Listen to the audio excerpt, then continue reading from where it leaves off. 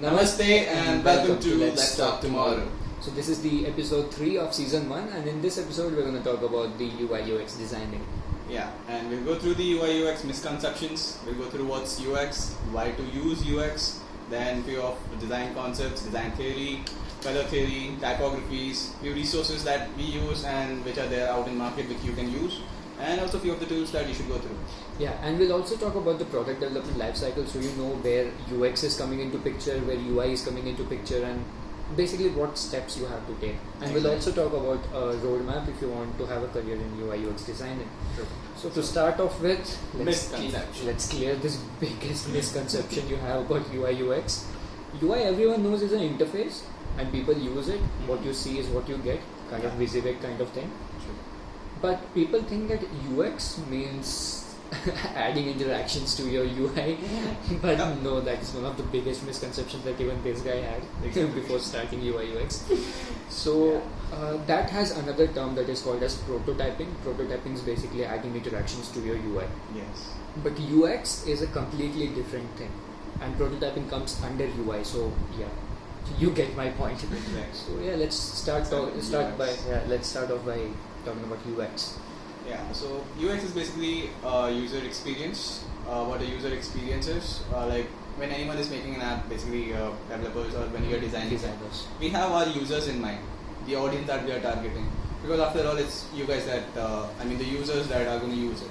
So we should always have our users' convenience in mind when we are designing an app or making an app. So that when the particular user uses it, he doesn't feel like, what the hell am I doing? Like, where should I go? He doesn't feel confused about Exactly. it. So Everything should be there. And you need to also make sure that your design is kind of universal. Exactly. Like if your if your target audience is anyone and everyone, so you have to make a design that is universal. Again, that comes under UX, and how you can make your application universal. That comes under UX. Sure. If you are targeting a particular audience, their accessibility comes into picture. And there are just a lot of things that comes into the first phase of the research, which is called as user research. User research. This was the first phase, and the second phase is comparative analysis.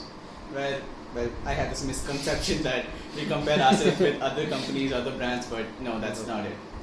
You are comparing others within themselves, so that you know what they lack, the features that they are using, what you can incorporate in your design, your app. So that basically you need to have that USP, you should be standing out. That whatever they are lacking, whatever they are using, you have to use it in your app and improvise it actually, not exactly copying. Yeah. So that will give you a USP basically. And USP stands for unique selling point. If you guys didn't know. So USP stands for unique selling point, and you let's give an example so that it is better explained. Let's say that you are making a communication platform basically, for example, WhatsApp. So if you're making a communication platform, your competitors will be something like WhatsApp, Telegram, Instagram, DMs, your Facebook messages, Snapchat even. So you will do an analysis of them, have a feature set, and see what they lack and what good things they provide and what is their USPs. Exactly. Whatever their USPs and good things are, you put it in your app, and as you said, improvise it, not exactly put in the same. Because if you put in the same, well then again, you won't have any USP if you put in the same You're thing. using the same thing, basically copyright issues. Not Not exactly, exactly, but yeah. you're copying it and you're not improving anything, so people won't get attracted to it. Exactly. What's the point of having an app for your particular company? And basically whatever your competitors will lack, you will put in your system so that you're highlighted in the market, you're giving a lot of things to your users, and basically you're way better than your these competitors. Sorry. Exactly. All that matters is that you need to stand out. It shouldn't be like, okay, yeah, I have just used it, why am I using this? I was using that, I'll be using Exactly. Like for example, how many of you guys are actually willing to quit WhatsApp and going on to Telegram? that. Not many of us. Exactly. Unless Telegram does something that attracts its users, it has a very good USP, we won't quit WhatsApp. WhatsApp has been for a really long time and is really great. It's really it is going to take a long time to put WhatsApp out of market, but it is not impossible if you have a good need to come up USP. with some mind-boggling thing. Yeah, you have to come up with some mind-boggling Features? innovation, not exactly innovation, but improvisation. True. So that was what UX is, and the reason why UX is important is because after doing both the research, as I said, user research as well as your competitive analysis or comparative analysis, whatever you want to call it, you'll have a clear mindset of how your UI should be there. Exactly. At the end of your conclusion of your research, you'll already have a kind of a wireframe where True. which can become the base for your application, and then you can go on and make changes. Exactly. What I believe personally is that better your UX, easier the UI part will exactly. become, and you should actually dedicate a really long time for your research part, because UI will become that much easier. And again, competitive analysis, user analysis, if you don't do this, then You realize later that you don't actually stand where you should be. yeah. You have released your application, then you see that you're not even getting the half of the traffic, a quarter, or maybe less. Yeah, I mean, again, you won't have a good start, which will demotivate you at the end of the day, Right. and then you'll be done with for And that I particular. don't think that's what you're looking for. Huh. Are you? So people, whenever you talk about UI UX designing, people give a lot of importance to UI, which is that is not important. UX is more important because there is UX, UI, and again UX. UI is actually in the center, and it is surrounded by UX everywhere you go. So start off with you do UX, you finish your UI, and again you will have to do UX because it is a technological market. It keeps changing every single day. So can we say that, if we have 7 days, Hmm. out of that we should give 4 to UX and 3 to UI? Yes, Or or maybe even five. five. Even five. I'll say if you have 7 days, of course you won't have 7 days to finish an entire project. True. But taking a week in mind, 7 days of a week, even if you dedicate 5 days to your UX, your UI will be ready in 2 days. Exactly. Because Because that totally gives you you have the picture in the mind. So Exactly. UX is for that. Exactly. So, like, if you can talk about a little bit about the UX tools, what all the tools that we can use. Well, the best tool that I feel is Figma Jam. FigJam, exactly. Jam, yeah. That was recently introduced. It was recently introduced and it's a big hype, if I'm not wrong. Yeah. I've been using it, not much. He suggested me Fig Jam, and I was like, oh my god, this is the tool that I should be using. And yes, there can be few things, as in there are not much colors and few other things that few people think, like whoever is UI oriented think no, the color should be there, Exactly. it should be attractive. But come on guys, you're making a wireframe, you're doing card sorting and other stuff that actually doesn't require colors. Exactly. UX tools doesn't need to be attractive. Exactly. It's for you to understand. It's for you to understand and come back and continue with where you left off, True. basically by creating FigJam. Yeah. Apart from that, would be Merubot. Miro board. Miro board. My bad. Very similar to FigJam again. So in these kind of places, you will basically get a whiteboard kind of thing. Yeah. Where you'll be able to add in shapes. Of course, if you're creating wireframe, you need shapes and lines and circles and all. But at the same time, you're also getting post-it notes where you can create your own wireframe. If you can put in references, you can just put in the references over there. If you say, let's say if you're doing your comparative analysis and you find that something needs to be shared with your team, you take a screenshot of it and you can put in the text there and connect that text to that particular screenshot as well. Exactly. Again, great UX tools like FigJam, Miro board. You can even use Slack. That is something, and all of them are team collaborative, which means that all your team can come onto the access same it, board, yeah. and you can start planning off over there. And don't worry, the links will be there in the description, so you can just click through it. Yeah, we'll just put in the links in the description for Figma. You will have to download. We'll just put in the download link and then go and explore FigJam. Others you can just click and search. Yeah, Miro Come board on. and all these things. If you're into UI UX, do some research. If you're into UI UX, you should already know this FigJam and Exactly. everything. So yeah, and also if you want, there is a Figma tutorial in this particular channel. If you're listening to this on Spotify or other podcast channels where we release our podcast, the link will be in the description for the YouTube channel. Go on and check if you need any Figma tutorials. So It's these YouTube, are- it's YouTube. yeah, it's on YouTube by the way. So yeah, it is a 45-minute video where you will have a good idea about the UI part of Figma. Sure. So that was about UX, what and why we should be using Exactly. it. So now let's go to UI actually. Yeah, what UI people are more talk hyped about. about. Exactly. So UI, as the name suggests, user interface. interface is basically where you convert your wireframes into actual designs. Yeah.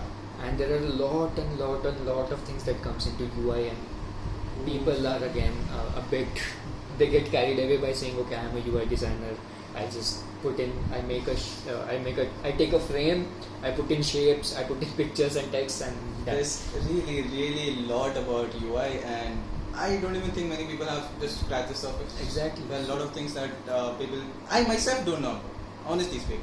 I still need to learn a lot. Yeah. Like if you can start talking about the elements of design, as in how many fonts, how many colors do you use? Yeah. Generally people think that if you're designing something, even UI for that matter, put in all the elements, put in shapes, this color, that color, how much ever color you can put, then multiple fonts, fancy, janky fonts, but no guys, that's not how any design is done. For that matter, not UI, not graphic design, neither not infographics, exactly. neither presentations. No. Starting off with color. Max to max, the number of colors that you can have is 3. Max. And But don't we keep would, it. But we would suggest 2. Having Exactly, one primary and another secondary. That should be enough. Yeah. 3, as I said, max 3. Minimum is, you have to keep it minimum. Of course, like exactly. 2 colors as in primary, secondary will be for your designs and backgrounds, Sure. and 1 for the font color. So that actually makes it 3. And maintain a constant font color throughout. Just don't go on and keep changing font color in every single thing. I'm talking about font. Fonts. Oof. I have seen few designs where you see, say Montserrat for example. Other you have Roboto. Then you have Trans. I don't know if our users have. Helvetica, Neutrino. Oh god, that's. You remember we have seen. Okay, I don't know if we should mention it, but we were I am design head, and we were also seeing the posters for recruiting. Yeah. And there was one guy who had used so many fonts. It was like, where should we look? Exactly. We had about 7 to 8 fonts inside of a single poster that was God, that was 1080 by 920, and it was really cramped. But again, I understand there are janky fonts out there which looks great. Like for example, this one. I don't know why I went with that. Whatever. But again, font that looks good is not actually good. That depends upon, again, once you conclude your user research, you should have a particular font or style in mind. If you're going for a universal design, fonts like Helvetica, Roboto, Montserrat, Open Sans, Times New Roman, or even you never know, Arial. These are the fonts that you can go with. Let's say if you see these fonts. Let's say. Other fonts are used. I mean, they are used, but generally, these are the fonts that you see almost everywhere. Like I guess WhatsApp uses this thing. What do you call it? Not Montserrat. Either Helvetica or Roboto. I'm not sure about. I guess in between those two. So there are so many things out there that uses only these things. Sure. Websites.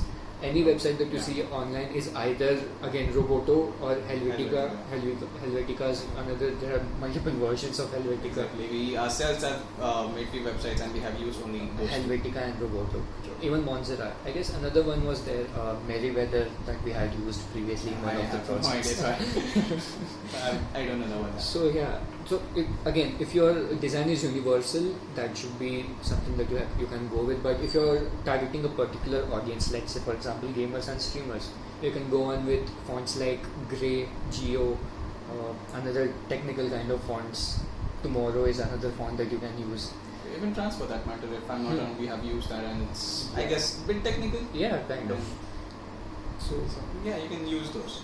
And keeping the number of fonts, I guess one should be more than enough. Yeah. That should be enough. That should be enough, and personally speaking, don't exceed.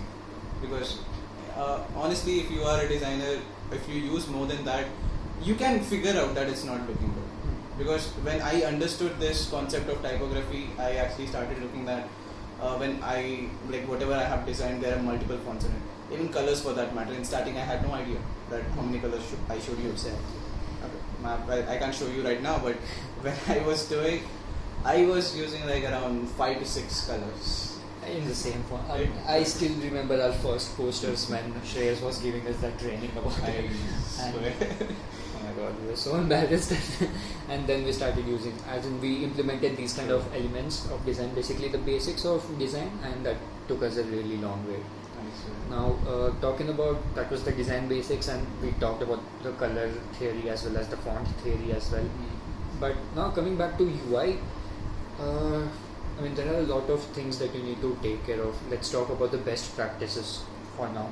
So whenever you're making a UI, make sure you're making these three things. As you know, I've been doing it from past 2 weeks or even before that, but past 2 weeks generally after my internship started. So these are the three best practices that you have to have before it gets transferred to your technical team. One of them is creating text components like we did today. Yeah, that's really important. I saw the importance of that. You need to have that in your thing. You know, it'll save time. Yeah, it will save a lot of time. Not just time, it will give you so that you don't go on making mistakes, because in UI you're making a lot of screens, and you lose track of what exactly. you have done. And if your user is a really constructive feedback giver, then he's going to mention it at every single place that you have done that mistake. That might be a very bad thing in your profile. Portfolio. Yeah. So text component is basically you first of all you type and design a particular font and text, and then you make a component of it so that it gets saved. And whenever you want to use the same thing at other pages as well, you can just select the font and select the component, and that will get edited according to what you previously had. So the same size, the same text style, as in style, by style I mean either italics, bold, medium, semi-bold. There are a lot of things. All you have to change is the text. Is the text, exactly. And then the second one would be making components or assets of anything, whether it be your CTA basically means call to action, which means button, or like most of the times it is a button, or any other things you want to save. You can make a component of it and you can reuse it anywhere you want, so that a particular design or a particular let's say for example button, a particular button's height, width, the corner radius, color, shadows, effects, whatever you're adding is constant across all the pages. So that is something that you need to keep in mind. Third one will be creating color components. There are so many times where I have made a design and I had to use eyedropper tool, scroll and find where the color is and then click on it so that the same text comes over here. Or another thing that I used to do before I got to know that you can create color components as well was whenever I used to use a color, I used to open a notepad on the side. I used to see exports over there. Whenever I had to do, I used to copy paste. But yeah, color components is the same thing as your text components. You can just use it wherever you want. So these are some of the best practices. Do you have any more? Well, saying about actually colors. Naming as well. I forgot to tell about naming. So the naming thing. Oh yeah. Well, if you are from a UI UX background or designing background, you know that you have so many layers, so many components, so many elements. So many rectangles, shapes, buttons. Because that's too much. And when you have a big project, when you say you're not naming your components, you're not naming your shapes, at the end of it, you'll actually won't know what to name exactly. what. So the best practice would be okay, you gonna go? No, you can tell what you did. What I did basically for your button, you can give an example of that. Okay, I just wanted to give an example because ऐसे बोलेंगे तो समझ में नहीं आएगा what we're talking about. So if we give an example, they'll have a better idea. Okay, let's take example of my blunder. I was designing a login page. I'll take just a page example. Login page. I had one. I'll name it right now, and then I'll say that I didn't rename it. I didn't name it. So I had a container, basically a rectangle, and on that I had basically login page consists of your username and password inputs, right? Buttons, and then you have your button, then you have text. I didn't name anything. So it was rectangle 1, rectangle 2, rectangle 3. And just imagine if you have designed in this terms, you haven't named it. If you push it to your technical team, it is anyway going to come back. And that rectangle 1, 2, 3 will be rectangle 1877, 1888, and then you'll have to select each and every one of them and rename it. Exactly. So, giving you an example of what Blender he made, of course, चलो कि login sign up नहीं पता चल गया. तो let's say if you have a name in a form, name, and उसके नीचे if you have a container that is a rectangle or something, you can click on it, and instead of naming it rectangle 1, you can put in name container, and then select both the name text as well as that particular rectangle, group them and name them whatever you want to name, like for example name. That is username, full name, or full whatever name, email, password. Do the same for other things as well, so that when you take a leave of 4 or 5 days, let's say if there is some problem, you take a leave of 4 or 5 days and you come back to that design, you know where what is, just by saying the name you get to know that is something that I need to edit. Everything will start coming Exactly. And the second major part is when it goes to the technical team, even they will have an idea of what is what. If you give them rectangle 1888, they're going to throw it back, they'll ask you to rename everything and then you have to give it with back. a lot of good words, okay? Yeah. They'll give a lot of good words. They will use very, very good words in that matter. Because anyways, technical team is... एक minute record कर रहे हैं. Anyways, technical team is hyper all the time because us designers we just make random things, just putting stripes anywhere just to look it better, and then technical team has to go through the hassle of coding everything. Exactly. You have to keep their pain in mind as well. Yeah. While you're making wireframes, while you're still in the UX and you're making wireframes, you should also keep the technical team in mind. Will they be able to pull it off? If not, then your design will be waste. You'll have to redo it everything again. But technically speaking, they should be able to do it, or else you can throw them out. But yeah, there are some transitions that are really hard to get through. So yeah, that is something you need to keep in mind. So those were some of the best practices. Yeah. And you were saying something about the color as well before I interrupted you. That's alright. By colors, basically what I meant was I'm really bad in choosing colors. So yeah, again, there are a lot of resources where you can find color palettes. You can look into like few websites where say you're taking red as your primary color. What would go with red? Yeah. Or what would go with green? If you have white background, what color you should be choosing so that it looks pleasant and not too standing out basically. Exactly. Contrast. You should take care of contrast. Like for example, if this banner over here, for someone who's listening, it has a black background and a green overlay. Just like I hope it's visible. Just like our logo. And imagine if you would have put a white background on this. For that matter, just imagine red. Or red background. White background, because I want to give an example of contrast. True. You won't be able to distinguish the green and the white. So that is something you need to take care of. Just a simple example. Color theory is a big thing that you need to learn. Exactly. And I'm still in my 10% stage. Yeah, color theory, typography, font theory, design theory. Theory is something that is really important if you're going to design. You can't just go on, take some rectangles and put in shape. This is one of another misconceptions I believe that UI designers, but typically people think that you don't have to read. Yeah. Go on, put some shapes and you're done. And people think UI is easy. No, it's not. No, it's not. There are a lot of things that goes into UI. True. Put in UX in the picture and then put in these kind of theories in the picture. No. Once you start learning, then you'll understand what are the kind of mistakes that you used to do previously. So again, UI UX designing is something you can do if you're changing your career or something, but again, it's just a lot of work that goes in. It's not only just putting shapes, you have to know a lot of things. There are lots of things. We just mentioned design concept, design theory, color theory for that matter. Very, very important. Honestly. Animations, transitions, illustrations that you need to use, stock footage. Just a lot of things that goes into that. Now I'm just talking about this. Okay. And another thing is that another misconception that I want to clear is UI is not just mobile application designing or whatever you want to say.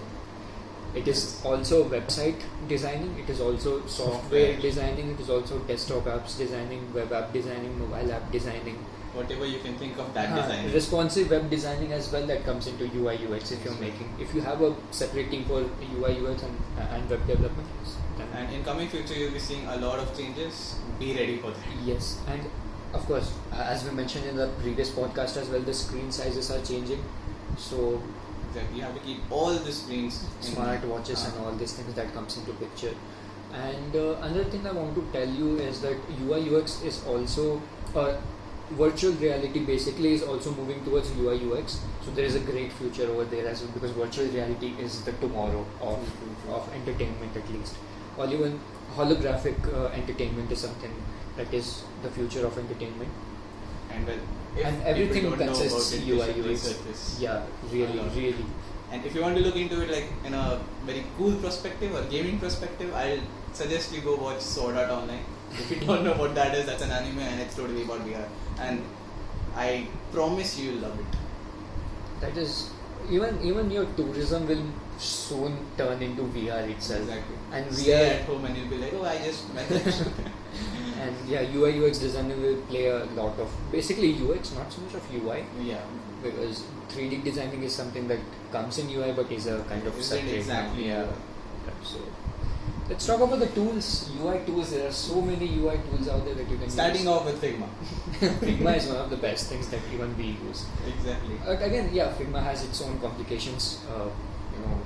Adding transitions is a bit different. Oh, On very. scroll, it works. It doesn't work sometimes, but then you'll have to export it to Figma, and there is just In that way, I would say Adobe XD is much better in giving transitions at least. yes. Adobe, Adobe XD and Figma that we just mentioned are free. Exactly. And even your Miro board is free for 3 boards, but I don't think you will be needing any more boards. And for that matter, even Adobe XD is not free. Like you have basic student version, but we haven't actually explored community version, have we? I'm not sure. I thought XD was entirely free for all the developers. There is 2 versions of it. Okay. If you actually go to the Adobe site, you have free trial version, which is basically a student pack, and there is actually a higher version also, which And- might have other features. I'm not And sure. Sibam, if you're listening to this, I'm really sorry. Yesterday he texted me and he just sent me a screenshot from Coursera. He got a mail saying you have a 9-month complimentary coupon for Adobe Oh. XD, and he asked me, Figma, I thought XD was free for everyone. I was like, yeah, XD is free for everyone. I'm using for free. I just downloaded it. And I didn't know about this community version. So, Sibam, I'm really sorry. I didn't know. Please redeem that coupon. Please. Just go on. You'll get 9-month complimentary one. So, yeah. Adobe XD, Figma. Then let's talk about Framer. Framer is an online tool. It's not a software. It is kind of a website Oh. where you'll be. It is very similar to your Figma and XD as well, but a lot more things over there. Got more features? Features, but it gets complicated at the end of it. Oh. Lot of complicated. There's just a lot of things that is crammed into one. I just didn't like the UI of it. Well, then even I won't like it. I don't like things crammed. Everything like Yeah. simple is the best. Yeah, as minimal as Exactly. minimal as you can. And then there is Sketch. Have you used Sketch? Not much. I didn't actually got used to it, so for that reason I didn't like it much. But yeah, it's a great tool. I haven't It has- used. You no, haven't? no, I haven't used Sketch. The only thing I have used is XD and Figma, and I don't think I'll go anywhere else other Same, than same. XD and Figma. Not going And, anywhere apart from these two. Another tool would be, I'm not sure if it is a tool, Android Studio, where you can do the same thing, that is drag drop, making components and The all these XML, things. the XML. Part, XML part of it. right? But yeah, I guess I can. We can Okay, put that it is in UI, UI, yeah. Because anyways, Android Studio, yes, you code, but before coding you have to have a UI, right? Yeah. You can't just Yes, put some exactly. somewhere. That is more of a technical side, but yeah, That Adobe also XD. comes in this. Kind of an indirect tool, but yeah, Adobe XD is something that also can come. So I guess we have covered everything about UI as well, with the color theory, the typography, design basics and all. Any other practice that you have in mind? I guess I have mentioned everything if I'm not wrong. Uh-huh. Let's go back to UX and let's just talk about what are the things that you can do in order to improve yourself. So one thing I would ask you guys to read a lot of blogs. Just read a lot of blogs, watch a lot of videos regarding UI UX, so you have a clear mindset. Of course, one podcast is not enough for you to So there's understand a what lot the of UI things UX. that we want to Yeah. cover, but in just one part, I don't Yeah, I don't think think it would be able to. We might make a part 2 as well when we Yeah. have a bit more experience in UI UX. just When we blabbering anything over here won't make Yeah. sense. Even our audience might not like it. Yeah. Just one thing I would like to say for user experience, as in if you are making an application which is similar to something else, what you can do or what generally people should do is whatever app is, for example, Zomato. Let's say you are making a food application. You can go to Zomato's review, Play Store reviews. There generally people give proper comments, Yeah. what they didn't like or what more should be there.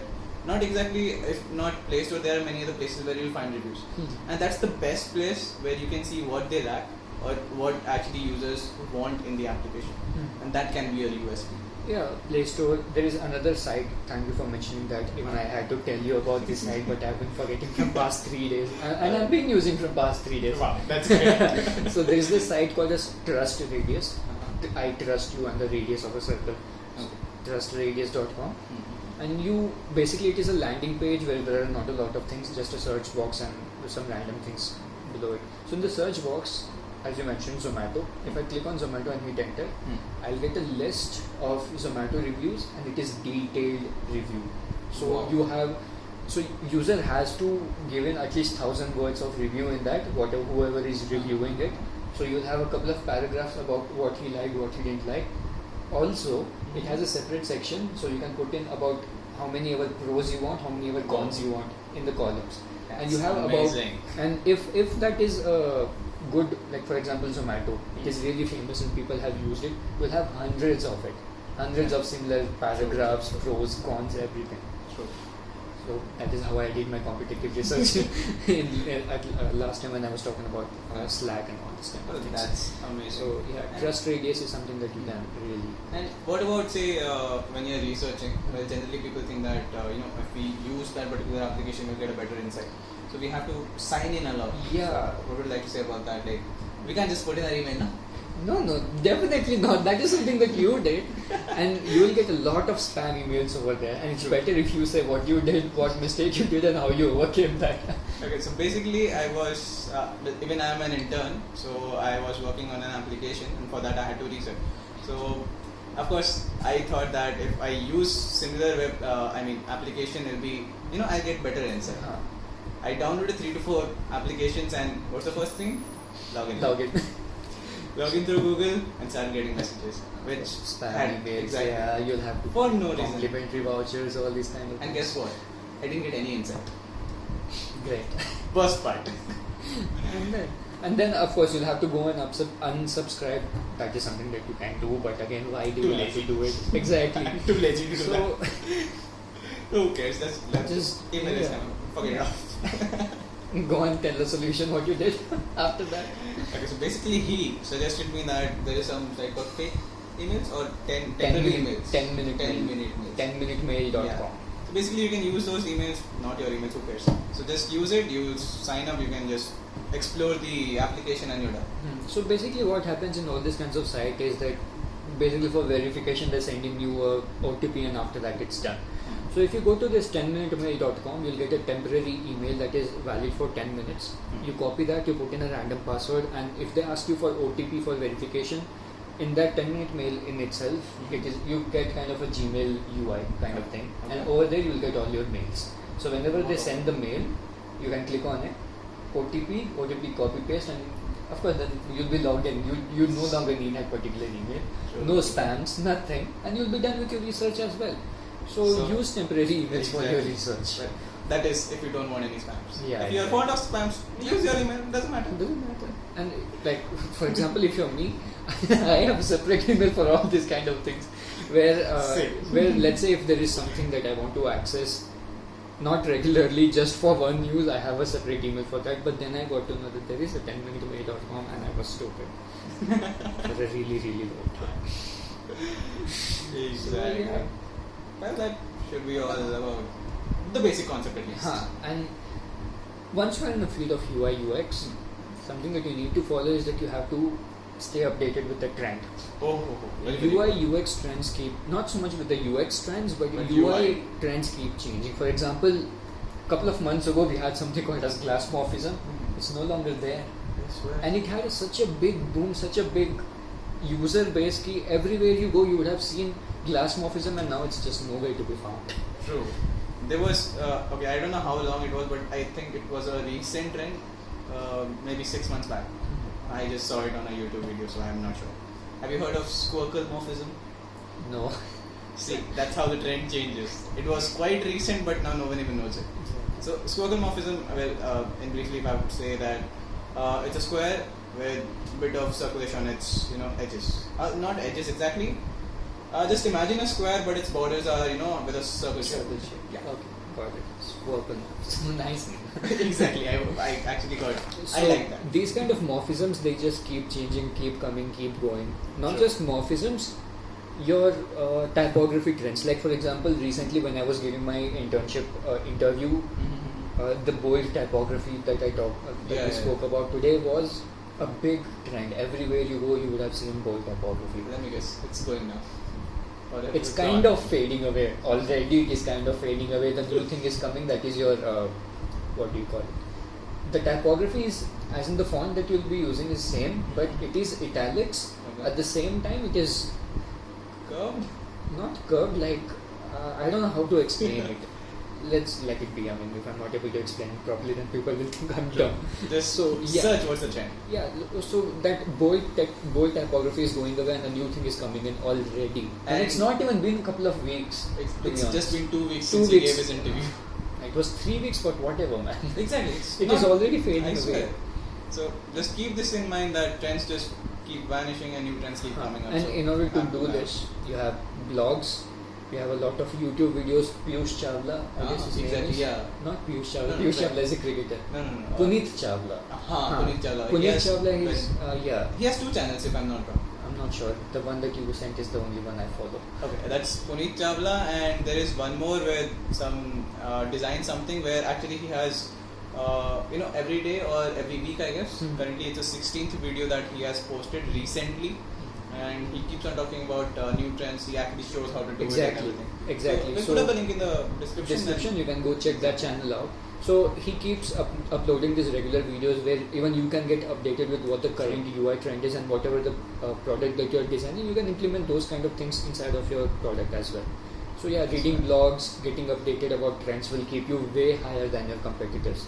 Exactly. Because at the end of the day, the UI UX designing is basically about keeping yourself above competitors, because your technical team doesn't give a F about what design you're choosing. They'll just have to code it and just done with it. Anyway, just coders don't have a life, so it doesn't matter.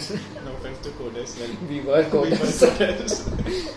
So yeah, I guess that is something that you can follow. Exactly. Another thing I need to talk about is the resources. There are a lot of free resources out there. I'm sure you would have heard of Freepik, Yeah, definitely. Pexels, Unsplash. So Freepik, as the name suggests, it is freemium. It is both premium as well as free. Sorry, it is both free as well as premium. But there are a lot of good vectors, PSD files that you can directly edit using your illustrators and these kind of things. Like let's say if you need some illustrations or GIFs for your particular project, you can get it from over there. Similarly, if you want some stock images, proper 4K stock images, Unsplash and Pexels is something that you can go with. And Envato is there, but for some reason I don't use it. it. I mean, even if I didn't like Envato, to be honest. There are not a lot of things that you can get it from over there. Sure. So yeah, I generally go for from recently. Recently we started going for Pexels and Unsplash. Yeah, and there is another thing called as StorySet. That's This something is new to me. this is amazing. The Leo website that I showed you about, the GIFs that we used on our about page. You go from there? Yes, and the best thing about it is that whatever you want to search for, let's say if I want to search for calculations, I'll search for calculator, I'll get about 50 to 60 illustrations. Of course, there are not a lot of illustrations, not the exact ones what you're looking for, but whatever you want, you can edit according to what your website theme is. As in, you can just put in the colors over there. You can transition it in your way. As in, you can animate it in your way. They have a set of animations like floating, tumbling, and all these kind of Oh things. my god. And yeah, you can edit it in that way. So StorySet, Unsplash, Pexels, Freepik, Envato, these are the kind of things that we need to talk about. And remove.bg. Oh my god. That's God, man, I swear. Yeah, I mean, Well, I'll tell you my experience first. If I have to remove a background from any image, open Photoshop, select the elements, remove it, then paste it into some other artboard. Yes. Generally, what I used to do, guess the time it used to take. oh my god, of course. If it is Photoshop and it is your laptop, open होने में ही तो. I swear, it generally used to take this amount of work, but 1 hour, or sometimes more than that. Remove.pg. Remove.pg, you can just. 1 minute. Of Maybe course, there less. will be. I mean, we didn't face any issues with the quality, but yes. There is an HD version which they can go for. But you will have to sign in and take in credits that you can. But at least it is a really good tool. You can at least do that. That is really great. And But they till have now we a haven't. video version of it as well. They do? Unscreen.com. Oh yeah, It is the same thing. Yeah. Remove.bg, the same interface. You can remove the background from a video as well. I mean, how crazy is I that? swear. Well, if anyone would have given me that task before knowing this screen wala side, Unscreen.com. I don't know. So- I can't do it. That would be my Unscreen.com, reaction. remove.bg, and again, coming back to the trends, not exactly trends, but if you want some inspirations, let's say if you're creating a checkout site for a application and you don't really know how to do it, you go on to Amazon, but Amazon, Flipkart, they all have the same checkout screen. So you can go on to places like Behance and Dribbble and search for it, and there will be hundreds and thousands and lakhs, I can tell, of those kind of inspirations. You can just get few of them are by us also. Us as well. So please search for Sejal Bhardwaj and Rishabh Vats on Behance and you'll get it all. If you can't find it, the link will be there. Don't worry. You remind me to put in all those links. You're saying the link will be there at the end of the day. I'll have to put the link in the description. It'll be there. It'll be there. Don't worry. And if it's not there, it's his problem. I mean, his mistake. He didn't remind me. Well, if you see that if things are not there, just comment it that time and we'll add it off. Yeah. But we'll make sure that it's there. The links are there. So Behance and Dribbble is something that you can look for inspirations. And another thing that comes into your UX part while you're doing your comparative analysis is that go on and check their web. Like if you're creating a website, for example, let's say if you're creating a website that is for something that you want to download it. Let's say you have created a software and now you want to make a website from where people can download. So at that time, what you can do, of course, the Behance and Dribbble is there, but if you don't find anything on Behance and Dribbble, see who your competitors are and see what they have done with that site. So over there, you can get a format of it on how you have to go, and then you can go on and improvise it. So yeah, those were the resources. We have covered UI, we have covered UX as well. Now we come into product development lifecycle, and let's see how everything comes into picture everywhere. So to start off with, of course, it is UX. So the marketing team will have a call with the UI UX team and they explain about the project. Then the UI UX team will have a call with the client, of course, and get to know a little more insights on it. That is called as client and UI UX team iterations. Iterations basically means call. So moving on forward, whenever I mention iterations, which it basically means a call or a communication between the client and I can't say server, the client and yourself. Sure. So you'll have a lot of iterations with the marketing team as well as with the client team, and there you can have as many iterations as possible. That's generally recommended. Yes, if you want to know, because if you start off with something and then if your client doesn't like it, you'll have to redo everything. So I won't say just go and keep on calling your clients about every small thing, but yeah, over there if you have a clear example of it, you can go forward. And then as you mentioned, user research, competitive analysis, making a matrix, and all these kind of things. So UX comes into picture, and take as much time as possible. I don't know how much I have to stress on this point. Take 3-4 weeks if you want for UX. Basically 3/4 of the time you have to do. Yeah, 3/4 of the time. Not exactly, because there are a lot of things over here as well. Just say. Kind of 3/4. Yeah, that could be a conception. So take as much time as possible for UX, because as I said, better the UX, the easier or better the UI will be. So once you're done with UX, and make sure that once you conclude your UX, you should have a wireframe in mind.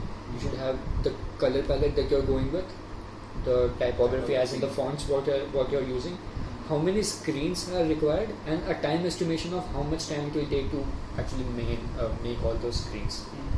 Once you're done with that, start off by wireframing, and once your wireframing is done, you will know what all the things are required, as in what pictures are required, what stock footage videos that you can add, what are the illustrations, if you should add illustrations or not, what icons are you using, and all these kind of things. So then you'll go on to these kind of resources like Unsplash, Pexels, and get in all these pictures and then once you finally start your UI designing, keep in mind these best practices are when you start off, you're making test components, color components, assets, renaming is very important, and grouping is very important. And then you'll put in these kind of pictures, icons, and all these kind of things. And again, there will be a lot of changes. A lot of changes. By your technical team or by the UI UX team in itself, because everyone will have their own point. Another thing that you need to take care about in UI UX is that you are ready for constructive and harsh feedbacks. Because yes, you might like the UI, but will the user like the UI? No. Will your teammate like the UI? True. So again, their universal design comes into picture. So if as universal as you can make, I've been mentioning universal for a really long time and I haven't explained what universal design is. Do you know what universal design is? Not exactly, but what I feel about universal is basically targeting everyone. Yes, exactly. So if your target audience is literally anyone and everyone, then your design should be diverse enough so that from a child to an adult to an old person can use it. So that is something called as universal design. So that everyone will like it, even in client. So again, in UI UX, your mindset should be open. You should be open for feedbacks. You should take feedbacks and then overcome those feedbacks by creating your mind-boggling designs. So that from next time, let's just shut up and just agree with your design. So what about the reviews that you get, but you think that he's wrong and you are right? So in that scenario, what you should do? You should go with that person's review, or like if you really think that you have followed everything, like as we mentioned, the typography, design theory. Of course, if the mistake is obvious, you will also get to know, okay, this is something that I like, but my teammates doesn't like, or my users won't like. But if it is something that you think you have done a good research on, then you will have points to explain them why it is right. Na? Yeah. So tell them that points, I think this is right because this, because this, because this, because this. Okay. And again, even then, if they don't like it, you will have to change because you will have to listen to the higher ups any which ways. That's true. Because they can be wrong, but they have much more experience than we are. Yeah. But if you are the higher up and your client, as in again, if client says you have to change something, you'll have to explain to the client. But at the end of the day, client is like, because paisa to umhi se milne wala hai, Exactly. and you'll have to keep your clients happy. So If you want a dull thing, it's his fault. Yeah, if client is changing, then it's his fault. But if your teammates are there, if they are higher ups, you will have to change. But if you are the higher up, then you can keep those changes. But another thing that you need to take care of is that you have to listen to your users. At the end of the day, the users are the one who are using it. If you don't listen to your users, then they are done with it. So keep the reviews in mind. Keep Yeah. actually checking them, right? Yes, So keep checking them, keep making changes. And then once you're done with a lot of changes, once you're done with the UI, the time comes for prototyping, as in connecting every single pages. Like connecting a website, for example, you have to connecting a navbar to the pages. Yes. And all this kind of thing, connecting one button to another button or wherever it is taking like a CT or something. And then you test it. You test run it multiple times. You have to make sure the transitions that you are used are smooth. Whatever you are using must, and everything should be smooth. And finally it goes to the technical team. And technical team के साथ जो भी iterations होंगे, it should be as less as possible because you want to explain them clearly so that they have a clear mindset or they can continue by doing it. Now, the reason why I said that UI is enclosed within UX is that trends keep changing. Yes. Your UI should be changing. Of course. You have to keep updating your UI as well. Definitely. So, again, UX again comes into picture because you will have to do your research again.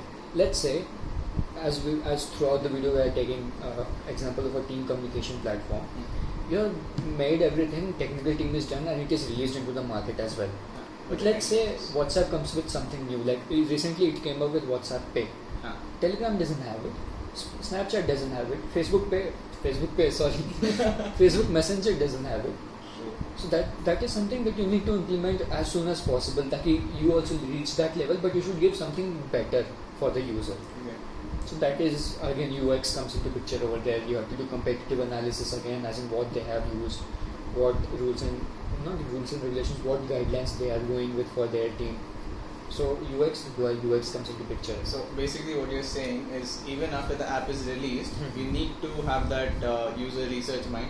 Yes. Keep researching and implement those changes. Exactly. Problem solving mindset is something that you need to have if you are a UI UX developer. Because as soon as a problem comes up and you start brainstorming, the ideas just should come in like that. You can't just sit and say, oh my god, what should be the solution for this? No, you can't. Problem solving mindset is something that you need to have. I'll definitely keep this in my mind. And you have to be open for feedbacks, because I've gotten some really harsh feedbacks. I won't say harsh, I just hope you're not watching this, whoever it is. I won't say harsh feedbacks, but yeah, I've been getting some feedbacks, and it has been helping me improve. Like I improved yours as well. Even I used those background shadows and all these kind of things just to make it pop out a little bit. It's like that's gone. It's gone. Just change every single thing. The trend has gone. Your shadows shadows just cannot be there. If you want to put in something like shadows, put in stroke color but decrease the opacity. Even that will give a good effect. It is popping out if you want to pop it out. Or like the Something stroke for that particular element and reduce the opacity of the Reduce the stroke. opacity of the stroke. That is something that can be improved. That's something new that I've heard. Yeah. So product development lifecycle, if I want to summarize it again, starts off with specifications where you'll get in the requirements from these kind of things. You'll start, then from that specifications you'll start your research. At the end of the research you will have a wireframe in mind. Once your wireframe is done, you will have a set of resources in mind, as in what photos and all you can use. And once you're done with that resources, you'll start off by making UI, changes in the UI. Once you're done with the final UI, testing will happen. Prototyping, then testing, and then we'll move on to the technical team, and then you have to not forget about it, but just keep researching more. Whatever the trend is and how you can implement, if and how you can implement in your particular application. Okay. So like I said if, because let's say if you're creating a communication app, glassmorphism is really not required over there. So you won't have to change everything. Yeah, these kind of changes that you'll have to do. Plus the small changes that keep changing, right? Yes. So, but with that, I guess that should be the end. Yeah, I guess we have covered everything. Yeah, I mean, mostly. yeah. Well, whatever we knew. Yeah. So We won't say that we know everything, but to a good extent we yeah, do know like whatever something. we knew, we just spilled it on over here for Exactly. the last 15 minutes or however long it is. Right? So if you can just conclude, as in summarize everything, and then we'll conclude it off. Okay, cool. So to summarize, we saw what is UX, why we require it, Yes. then few of the concepts, as in design concept, color concept, typography. Then we also saw resources. Then we actually got to know about the misconception that we had about So many UX. misconceptions. Exactly, so many. Then about UI, then what practices that we should follow. And guys, I'm telling you, you should follow them. I got to know from him, and I really think that it's very, very, very important. After that, we saw the resources, tools, and then we came up with the lifecycle processes. Resources, tools, and why you should follow blogs and trends, then the life cycle. And we saw again UX tools, UI tools, as you mentioned, misconceptions and all these kind of things. One last thing that we are forgetting is the roadmap. Roadmap is something that we are forgetting. I mean, we clearly didn't have a roadmap. We still don't as in what we have to do, but there is dailyui.com. Oh yeah, that we just heard about. Yeah. So it is like 100-day UI challenge, as in every single day you will be getting one single mail that explains you about the task, and you have to actually make the task, and you will have to evaluate yourself. You won't have to send it to someone or something like that. So you have to evaluate yourself, as in you are practicing by yourself. That's But will that evaluation really be accurate as we are evaluating it? We might definitely like it, whatever we are designing. okay. Then do a peer evaluation, as in you can send it to your friends who are a good UI UX developers, and they'll give you a constructive feedback as well, and then you can improve on it.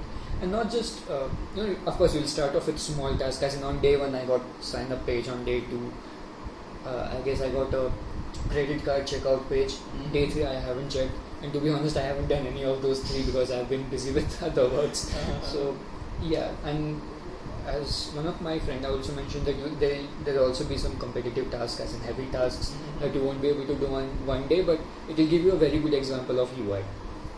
And for UX, I mean, there are courses that you can do from Coursera. There is a very good Google's course from Coursera, as you said, and there are other platforms as well where you can learn UX from. Yeah, but guys, if you are really, really interested in it, you have to check out a few of the resources, sites. Well, Coursera is, I guess, one of the good platforms that you can explore, and you can apply for a free thing, no? Over there, there is a student scholarship kind of thing. Just apply for that and do that course if you're really interested in it, or you can start off with Udemy if you want to start small. Yeah. You will get you have everything over there. Yes, Udemy is there, or one of the greatest resources you can ever have. YouTube. True. YouTube has a lot of things, but exactly you'll have to search for it. And another thing I would like to say before we end is, if you're going for a UI UX interview, just go see a couple of UI UX interview videos. They'll have a really nice tips as in what they mean by asking a particular question. Because as I explained you when I can't say I was training you, but I was giving you insights on these kind of things, is that if they ask you to tell us about yourself, it doesn't mean you have to introduce yourself. Okay, my name is so and so, I'm from so and so, my hobbies are so and so. They actually want to know what your journey has been and why you're taking UI UX. That is the meaning of those questions. So similarly, you'll have other questions as well. Basically, they question something else, but they mean something else. So you need to know about that. That's really important in any interview for that matter. And if you're watching it, one of the greatest resources you have is me, and I'll explain you everything. So check. Yeah. I'll guide you. Not you. As in generally. I get it. What you mean? Okay. I guess you should get it, and the one that I'm speaking to should get it. I hope you do. And I hope you get well soon, you idiot. You कटेगा ना? नहीं. Okay. So with that we come to the end of our podcast, and we gave as much knowledge as we could, whatever we knew, and we hope that we helped you in some or the other way. And whatever new thing we learn from now on, we'll put it in a part 2 as well, maybe after 4 or another 3 or 4 podcasts. Because we are in the field of UI UX designing. We are UI UX developers. Exactly. So there is a lot of things that we can talk about. And since we mentioned that trends keep changing, so if it does keep changing, we will get to know about it, and we'll definitely talk about it. We will talk about the recent trends or the major trends for 2021 or something like that. We can actually, we can just make it as new playlist rather than having it in a podcast. As a podcast, but a UI podcast. UI UX podcast. Yeah, or we can return with another UI UX part 2 in season 2 as well if you're making it. That should be great. So yeah, I hope you guys liked it, and if you're all listening to us on Spotify or Google Podcast or any other podcast platforms, the link will be in the description for our YouTube video where we'll upload a stripped version as in highlights of this particular thing so that you can get onto the main points quickly. And if you're watching this on YouTube, the links will be in the description for our podcasts as well, so please help us out over there as well. If we do miss any links, please remind us. Yes. It'll be there. It'll be there. Just put it in the comment section and we'll upload it as soon as possible. And yeah, if you're watching it on YouTube, this is a stripped version. It is about almost 60 minutes of our podcast, which will be there on the links that are mentioned down there. So wherever you have an account of Radio Public or Google Podcast or Spotify, whatever you like, it will be down there. So yeah, I hope you guys enjoyed it. See you in the next one.